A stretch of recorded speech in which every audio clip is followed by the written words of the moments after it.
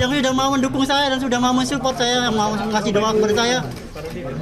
Dan saya juga mau mengucapkan kepada seluruh tim kuasa hukum saya yang selama ini sudah mendukung saya, sudah membela saya dan sudah belok mati-matian buat saya. Banyak orang yang menyampaikan kepada saya mereka menyesalkan seringnya semenjak Peggy Setiawan keluar dari tahanan kemarin, keluar atau muncul di media massa.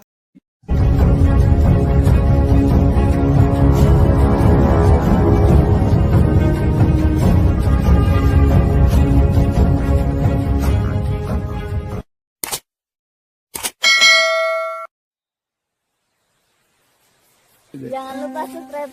Jangan lupa subscribe. Dan saya juga mengucapkan kepada seluruh netizen Indonesia yang sudah mau mendukung saya dan mau mendoakan semua saya. Dan saya mau juga mengucapkan sama wartawan di seluruh Indonesia yang sudah mau mendukung saya dan sudah mau mensupport saya, yang mau ngasih doa kepada saya. Dan saya juga mau mengucapkan kepada seluruh tim kuasa hukum saya yang selama ini sudah mendukung saya, sudah membela saya dan sudah belok mati-matian buat saya. Saya mengucapkan terima kasih banyak pada kalian semua. Alhamdulillah sehat, alhamdulillah. Karena enggak sehat, alhamdulillah sehat. Bismillahirrahmanirrahim. Assalamualaikum warahmatullahi wabarakatuh. Sahabat BN, jumpa lagi dengan saya Bustami Narda. Banyak yang mengatakan bahwa keadilan telah muncul dari Pengadilan Negeri Bandung ketika Hakim Tunggal Eman Sulaiman yang memimpin sidang pra-peradilan Peggy Setiawan dalam kasus Vina Cirebon pada hari Senin 8 Juli 2024 kemarin, yang membacakan putusan mengabulkan seluruh permohonan pemohon atau kuasa hukum Peggy Setiawan, sehingga Peggy Setiawan telah bebas dari tahanan Polda Jawa Barat. Namun, apakah semua orang bersenang hati dengan bebasnya Peggy Setiawan? Sudah barang tentu tidak bisa dipastikan bahwa semua orang, semua pihak merasa bersenang hati, merasa bersyukur, merasa bergembira dengan lepasnya Peggy Setiawan dari segala yang dituduhkan kepadanya, yang membuat Peggy Setiawan ditahan di Polda Jabar kemarin itu. Sehubungan dengan ini, sahabat BN, banyak orang yang menyampaikan kepada saya mereka menyesalkan seringnya semenjak Peggy Setiawan keluar dari tahanan kemarin, keluar atau muncul di media massa, terutama di layar-layar televisi. Sebab menurut orang-orang yang menyampaikan kepada saya, tidak akan banyak untungnya bagi Peggy Setiawan kalau dia banyak bicara ke media. Tidak akan banyak, bahkan jangan-jangan bisa merugikan Peggy Setiawan kalau dia terlalu banyak bicara di media. Kenapa? Tanpa merendahkan Peggy Setiawan, dia bukanlah pejabat atau dia bukanlah tokoh yang telah terbiasa bicara ke publik. Dan pendidikannya pun kita sama tahu tidak terlalu tinggi.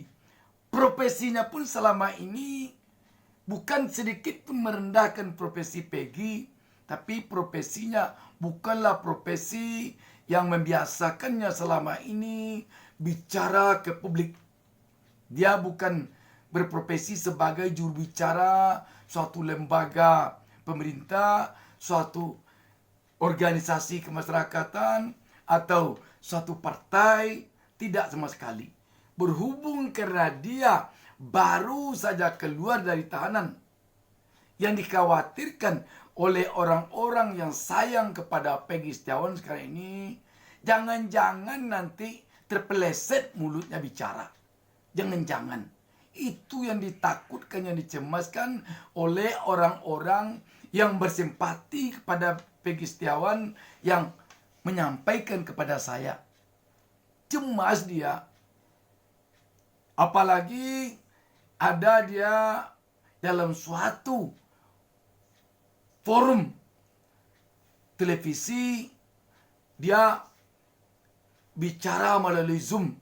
Dia ditanya oleh praktisi hukum yang orang tahu praktisi hukum itu bukanlah kuasa hukumnya Peggy Setiawan.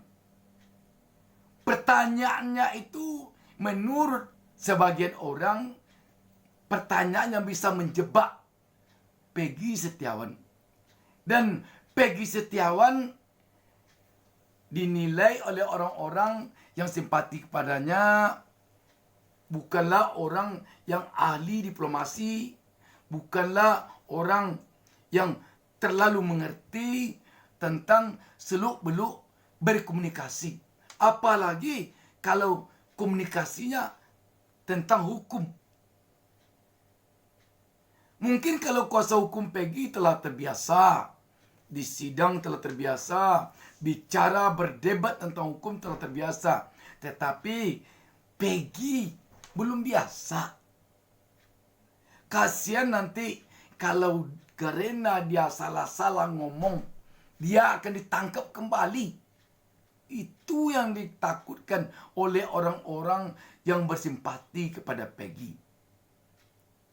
Dan kita pun yakin orang tua Peggy, adik-adiknya, sanak saudara Peggy tidak akan ingin pula Peggy ini tenar menjadi publik figur gara-gara masuk tahanan ini. Dan untungnya pun tidak ada bagi Peggy. Tidak ada. Peggy itu bukan artis. Dia masuk tahanan itu, menyedihkan. Yang membuat orang banyak bersimpati kepada Peggy itu karena profesinya sebagai kuli bangunan. Pendidikannya tidak tinggi. Dan dia membiayai hidup orang tuanya, ibunya yang telah berpisah dengan ayahnya.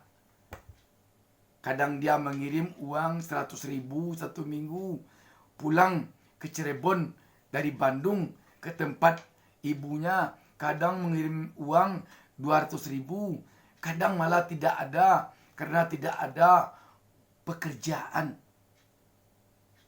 Jadi kita yakin orang tua Peggy, keluarga Peggy tidak menginginkan Peggy tidak sebentar kelihatan di televisi, tidak sebentar kelihatan di televisi. Tidak menginginkan itu. Peggy seharusnya menurut orang-orang yang bersimpati kepada Peggy yang menyampaikan kepada saya, seharusnya sekarang istirahat dia di rumah, perbanyak zikir, perbanyak sholat. Setelah nanti lelahnya habis, kerja dia kembali. Jadi kuli dia kembali. Tidak perlu dia tenar-tenar, tidak perlu. Banyak sekali yang cemas ketika Peggy wawancara dengan seorang praktisi hukum dalam suatu kesempatan yang sangat-sangat riskan sekali momennya pada salah satu layar televisi. Itu menurut orang-orang yang bersimpati kepada Peggy. Sekarang ini riskan Peggy ini bicara banyak, riskan sekali. Salah-salah ngomong dia berbahaya. Salah-salah ngomong. Ditanya tentang tatonya. Siapa yang bikin tatonya? Kenalkah dia dengan si A? Kenalkah dia dengan si B? Itu pertanyaan-pertanyaan yang Waduh, yang sangat menakutkan pertanyaan-pertanyaan seperti itu. Apalagi yang mengajukan pertanyaan bukanlah kuasa hukum Peggy, tetapi orang yang dilihat publik di layar TV selama ini memang berseberangan dengan Peggy. Sahabat BN, saya hanya menyampaikan saja, mohon maaf saya kepada keluarga Peggy, mohon maaf juga saya kepada pengacara-pengacara Peggy, kalau saya tidak pada tempatnya menyampaikan pesan orang-orang yang menyampaikan kepada saya yang kebetulan dia bersimpati kepada Peggy ini. Kalau orang-orang itu mungkin tidak berkenan di hati Peggy, atau di hati keluarga Peggy, atau di hati kuasa hukum Peggy, demikian juga kalau yang saya sampaikan ini mungkin Peggy tidak berkenan dengan penyampaian saya, kedua orang tua Peggy mungkin tidak berkenan dengan penyampaian saya, demikian juga mungkin kuasa hukum Peggy tidak berkenan dengan penyampaian saya mohon maaf. Tetapi saya turut bersyukur dengan bebasnya Peggy. Turut bersyukur. Bebasnya Peggy sekarang ini, malah ada orang yang menganggap ini orang mati kembali hidup. Bayangkan, ancaman hukuman terhadap Peggy kemarin itu bukan 1 tahun, 2 tahun, bukan 3 bulan, 4 bulan. Hukumannya berbahaya, ancaman hukumannya. Berbahaya. Bayangkan. Ngeri. Ngeri sekali. Karena itu sekali lagi, orang-orang yang bersimpati kepada Peggy, mohon sampaikan oleh saya melalui channel YouTube Bustami Nada Official ini agar tidak terlalu banyak ngomong di media, agar tidak terlalu banyak tampil ke publik. Itu saja. Wassalamualaikum warahmatullahi wabarakatuh.